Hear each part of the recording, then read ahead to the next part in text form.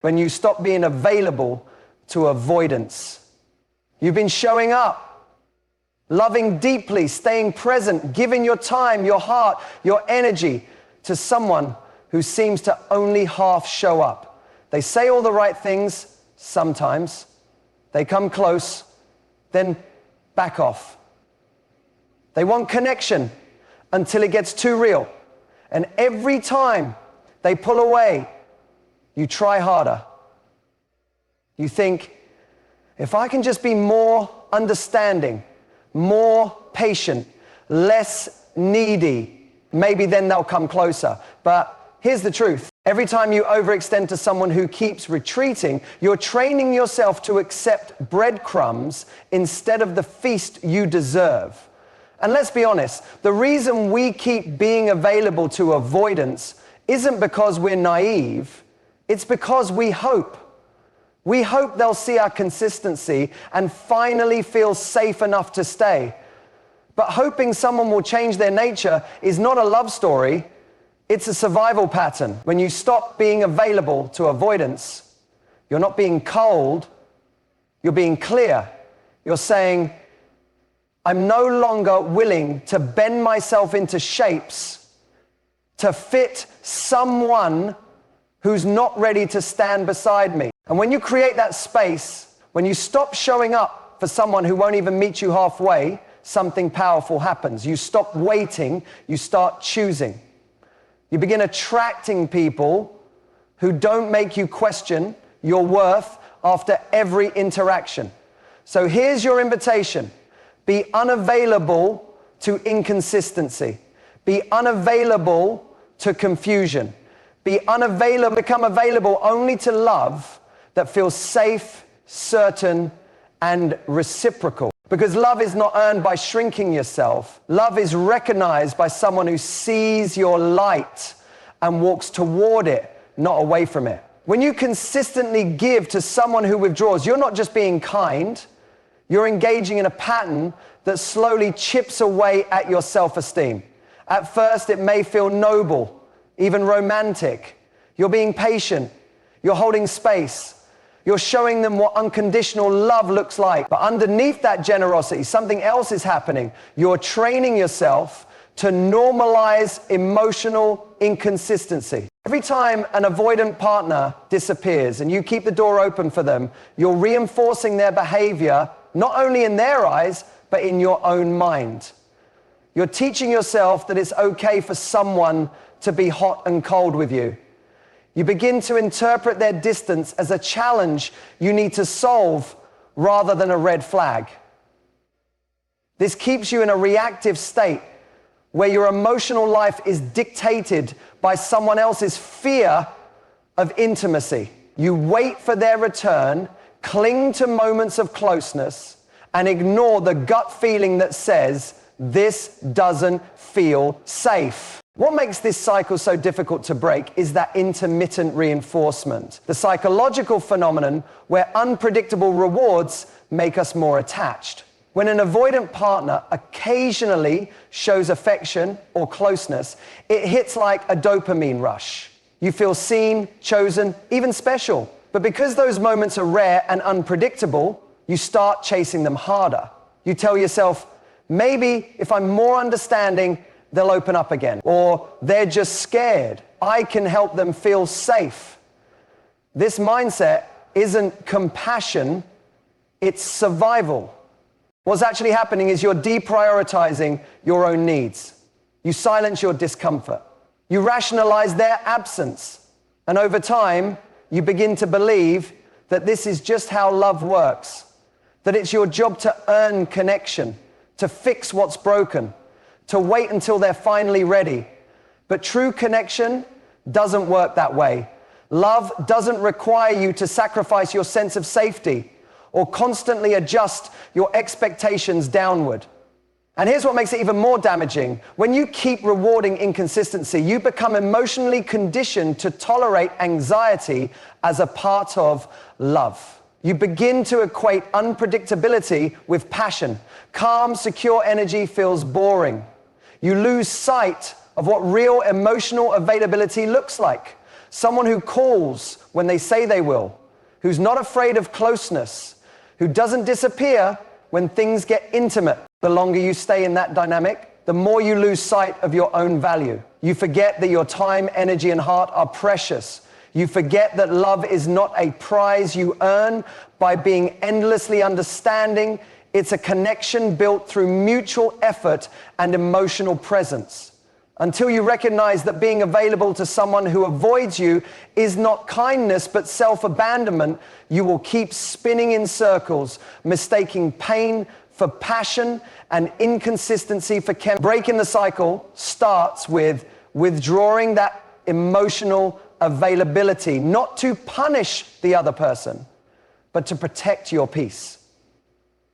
Hope is a beautiful thing, but in the wrong context, it becomes a trap that keeps you emotionally invested in something that's never going to change.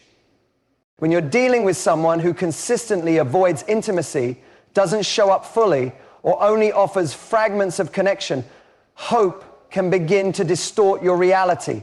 You start clinging to their potential, not their actual behavior. You ignore the warning signs because you're holding on to the belief that maybe one day they'll come around. That kind of hope isn't strength. It's self-deception dressed up as optimism. You find yourself remembering the good moments, the sweet texts, the deep conversations, the way they looked at you that one night when it felt like everything could be different. But those moments, as beautiful as they were, are just moments. They're not a consistent pattern. They're the exception, not the rule. Yet, because they felt so real, you tell yourself they're proof of what's possible if you just hang in a little longer. You begin building your emotional foundation on a few scattered moments rather than on reliable, present behavior. This is how hope becomes dangerous. It convinces you to stay when everything else is telling you to leave. It fuels the illusion that your love can change someone who doesn't want to change. That if you're patient enough, soft enough, loving enough, they'll finally feel safe enough to commit. But real love doesn't require you to mold yourself into a healer. It doesn't ask you to suppress your own needs just to keep someone else comfortable. And it certainly doesn't keep you in emotional limbo. You have to ask yourself, what are you actually hoping for? Are you hoping they'll wake up one day and be everything you need them to be? Are you hoping that if you prove your loyalty long enough, they'll reward you with stability? That's not love. That's emotional bargaining. That's trying to earn something that should have been mutual from the start. When you're caught in this dynamic, it's not just the other person who's emotionally unavailable. You become unavailable to yourself. You stop checking in with your own feelings. You minimize your needs. You start bending and shrinking, becoming more and more accommodating in hopes that your flexibility will finally unlock their commitment. But what it really does is deepen the imbalance.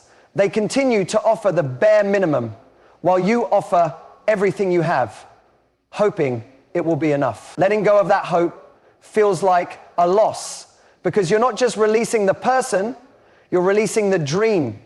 You're grieving the future you imagine, the version of them you believe they could be.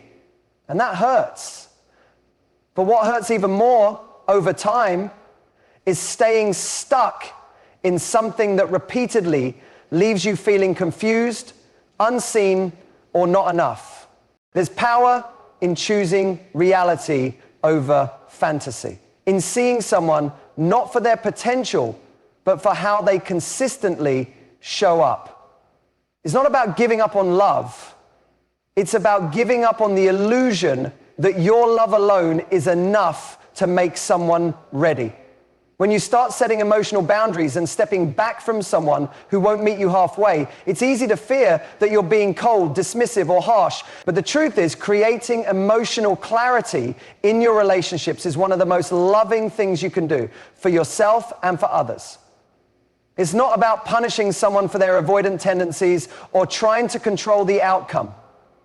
It's about finally saying, this is what I need, this is what I'm available for, and this is what I won't tolerate anymore. Clarity is power, especially when you've been stuck in a cycle of emotional fog. With an avoidant partner, that fog feels constant. One moment they're close, vulnerable, even affectionate. The next, they're distant, vague, and hard to reach. You're left second guessing what went wrong, wondering if you were too much, too emotional, too needy. That kind of guessing game slowly erodes your self-trust. You stop speaking up for your needs because you fear it'll drive them further away. And over time, you lose your voice in the relationship. But when you choose clarity, when you get honest with yourself and stop twisting your emotional needs into something small and quiet, you take your power back. Clarity means you stop reading between the lines.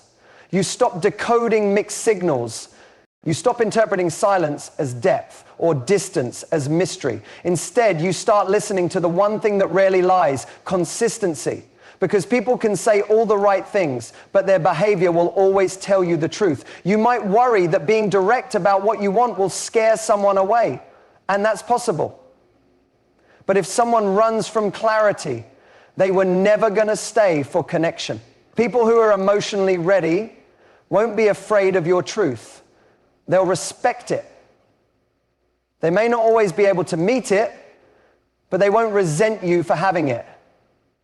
In contrast, people who thrive on ambiguity often feel exposed when clarity enters the room. That's not your burden to carry. Being clear is an act of self-respect. It says, I value myself enough to not sit in confusion. It also says, I'm not here to convince or chase. I'm here to connect, and I want someone who wants the same. That shift alone changes everything. You no longer waste time trying to get someone to meet you where they never intended to go. You stop negotiating your standards in the name of patience. You stop holding space for someone who's barely holding space for you. Most importantly, emotional clarity draws a line between what's yours and what's theirs. You recognize that their inability to commit, show up, or be vulnerable isn't a reflection of your worth. It's a reflection of where they are in their emotional journey. And rather than internalizing it or trying to fix it, you simply respond with clarity. This doesn't work for me. No drama, no resentment, just calm, grounded truth. That's not coldness. That's emotional maturity. When you begin setting boundaries with avoidant partners, something subtle but profound starts to shift. You stop attracting relationships that are built on uncertainty, and you start becoming a magnet for secure, emotionally available connection. Boundaries aren't walls. They're filters. They don't push love away. They protect you from relationships that aren't truly love at all. When you stop being emotionally available to someone who can't meet you halfway, you're sending a powerful signal to the world about what you will and won't accept. And people who can't meet those standards will naturally fall away. For a long time, many people stay in relationships with avoidance because they believe they're being understanding or compassionate. They think, I just need to love them through this. Or maybe they'll see how loyal I am. But that's not a boundary. That's emotional self-sacrifice. And while your empathy may be admirable, without boundaries, empathy becomes a doorway for pain. It opens you up to being pulled into someone else's emotional limitations. And before you know it, you're constantly over-functioning, trying to create stability for two. When you start enforcing your standards, when you stop texting first every time, stop waiting for crumbs of affection, stop justifying behavior that clearly hurts, you reclaim your emotional space. That space is not empty, it's fertile. It's where you build your self-worth back. It's where you reconnect to what secure love should feel like. Calm, mutual, grounded. That kind of clarity naturally repels avoidant behavior because avoidants often rely on the lack of boundaries to continue their push-pull dance. When that dance is interrupted, it exposes the imbalance. It forces a choice. evolve or exit. And yes, some people will exit. That's not rejection, it's refinement. It's your life sorting out who belongs in your future from those who are only ever meant to be lessons. The beauty is when you consistently honor your boundaries, you begin attracting people who are emotionally mature enough to respect them. You're no longer drawn to intensity disguised as intimacy.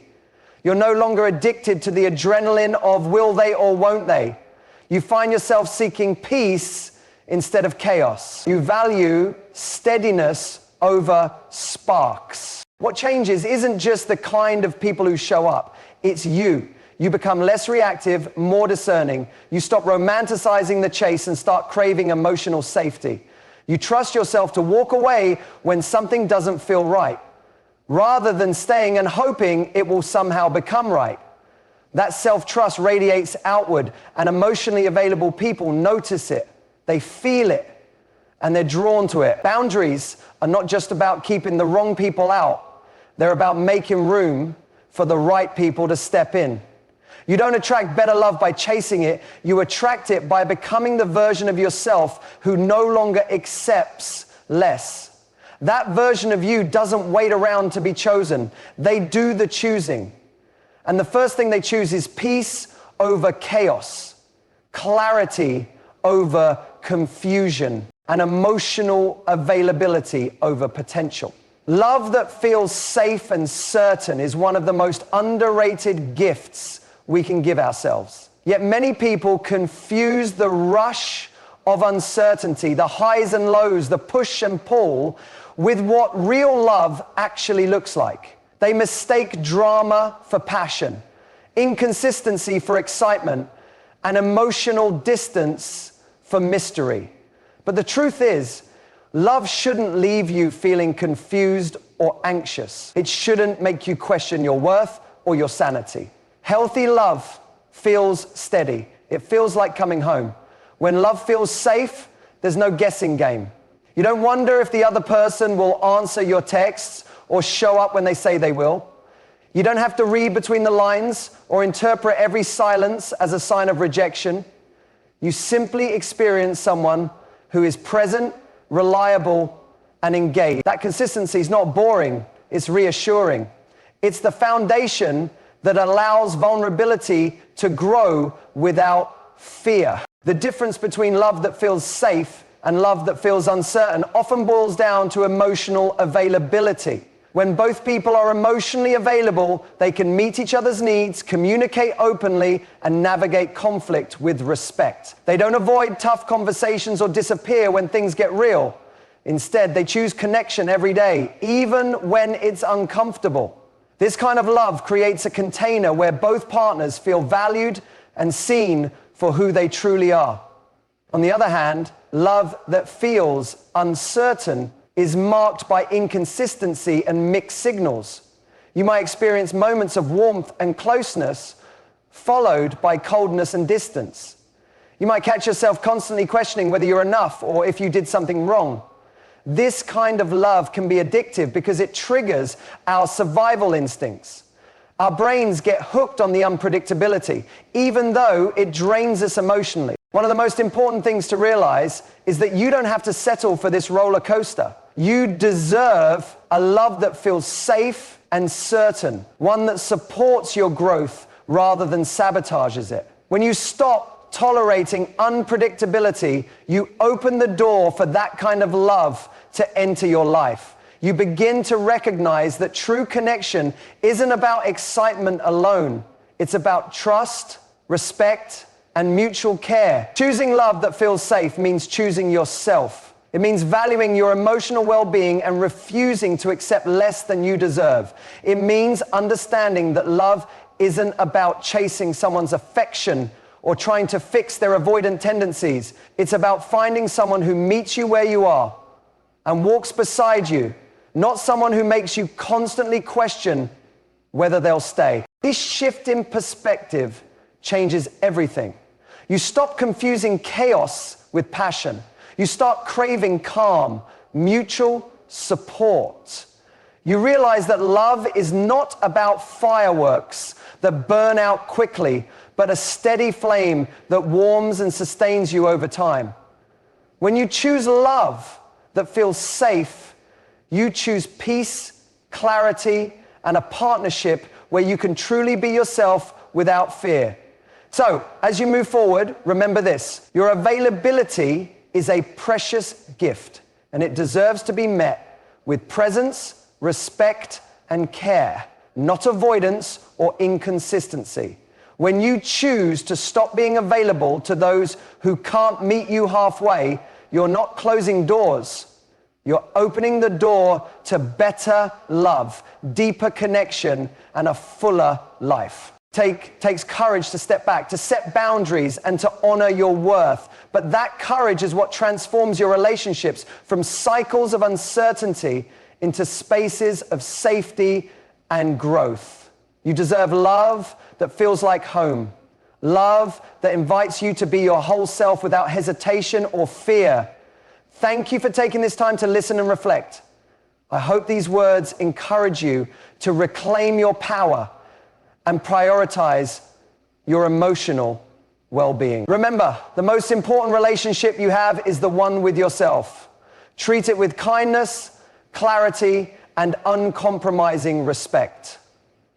Wishing you love that's steady, safe, and deeply fulfilling.